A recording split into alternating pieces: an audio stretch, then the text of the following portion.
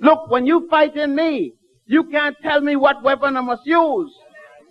You can't tell me the way in which to say you're a no-good bastard. There is no good way to say it. Thomas Jefferson said it very good, didn't he? Be it resolved that all men are created equally. And that mother's bastard didn't believe in a word that he was saying. Our Black Empowerment Holy Days are in full swing.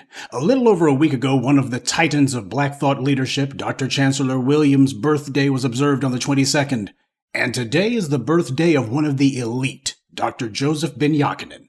In fact, it was Dr. Ben who inspired me to start doing these annual tributes. And yes, to be so bold as to call it Dr. Ben-Jochannan Day, and Dr. John Henrik Clarke Day, and Dr. Francis Cress Welsing Day, and Dr. King Day, the real one. Ironically, next month, January 15th, is also going to be the date that the federal holiday happens to fall on. But around here, we don't ask anyone's permission to recognize our heroes and sheroes. As Dr. Ben said, don't ask for a day, you take a day. Every other group does that. They don't care what day the calendar says. That doesn't make it precious to them, and they don't care if the government, the media, or anyone else doesn't recognize a day that's vital to them. They recognize it themselves. That's called self-determination. That's called thinking and acting for yourself. You see, some people may take exception to the excerpt that I chose to use, or as Dr. Ben once said, I knew that one would hit a little note.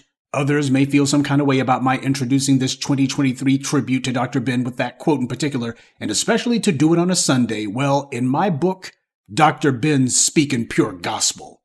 And as those of you who are familiar with Dr. Ben's books or his lectures knows, this quote was tame compared to many of his other remarks.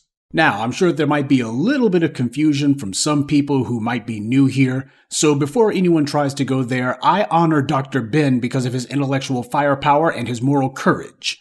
We can recognize our own lineage and still give credit where it's due to those who spoke up for our interest. Distinguishing our place in the global Black diaspora is not disavowing the rest of the global family. Dr. Ben's mother was from the Caribbean, and his father was from Africa, but he would never have approved of the opportunistic or disruptive elements who have come from these areas in the last 5 decades and began causing discord in the U.S. and making common cause with the oppressors. Dr. Ben had very harsh words about Nelson Mandela in the years after his release.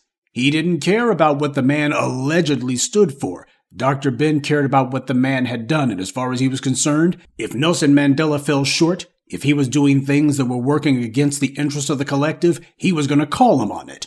And he did, no matter who didn't like it. You know what you call that? Uncompromising. You see, Dr. Ben is a credit and an inspiration to us, like Marcus Garvey before him. Dr. Ben came here to the U.S. because he saw that he would get support from us that he would never be able to get from the homelands of his Ethiopian father or Puerto Rican mother.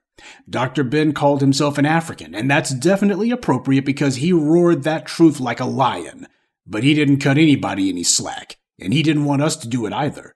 He saw himself as being in a war, because he was, and he wanted his people to finally recognize that they are still at war today, and this war has never stopped. In the course of his academic career, Dr. Ben risked his life on multiple occasions in pursuit of the truth. And these threats didn't come just from white supremacists in the U.S., but also from white Arabs overseas who went out of their way to make known their displeasure with his research.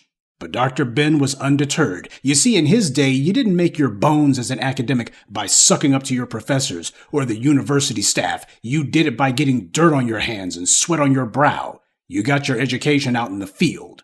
While his white academic counterparts were busy getting their education about Egypt from books in a local library, usually repeating things from books that were decades old, and even those books they were reading from were only regurgitating the writings of so-called Egyptologists from the 19th century, it's basically a copy of a copy of a copy. Dr. Ben, on the other hand, was actually in Kemet, doing the research, doing the work. There's no substitute for first-hand information gathering. This was why, when speaking about Africa or Judaism, Dr. Ben had a level of authority on those subjects that none of his detractors or those foolish enough to debate him could match. You'd be hard-pressed to find any black academic in the U.S. today with that kind of steel.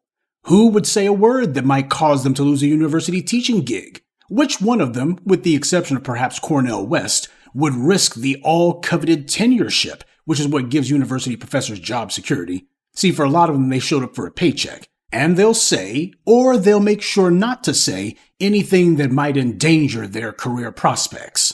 Well, Dr. Ben never played that game.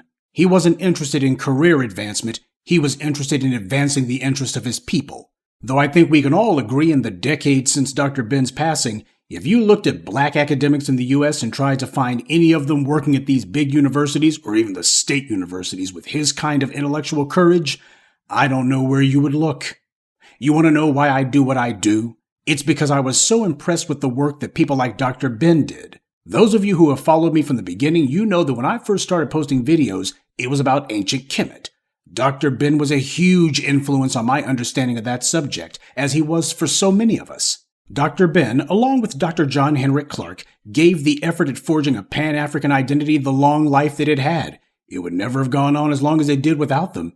And if at some point in the future that dream does become realized, it will no doubt be in large part due to the work that Dr. Ben put in. But regardless of the outcome of that issue, we still give our respect and our gratitude to Dr. Ben, and we hold his memory in the esteem that he earned. When we talk about black empowerment, we say the words the way he would want us to. When we're being attacked, nobody will be allowed to tell us what we can or cannot say in our own defense, or what we can or cannot do to ensure our safety and empowerment.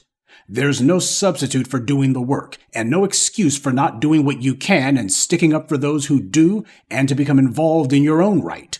This is what Dr. Ben did. He didn't just stop at the works of Arthur Schomburg. He wanted to do his part to push and promote the message himself. In the era before the internet, in a time when the only way to disseminate a message was by going to churches and campuses, burning up that shoe leather, putting in miles on the car, radio appearances were rare, and TV appearances were rarer still. But Dr. Ben got it done, no excuses. As Dr. Ben himself said, most universities wouldn't dare invite him to speak, and the ones that did usually didn't invite him back. Yeah, I guess it's true. Too much light is bad for weak eyes. But around here, we specialize in having strong minds and backbones made of tempered steel. We didn't just have a good teacher in Dr. Ben, we had an excellent one. So let's make sure we remember our Grandmaster teacher. Make sure to celebrate his life and his legacy, and most of all, draw strength from his example.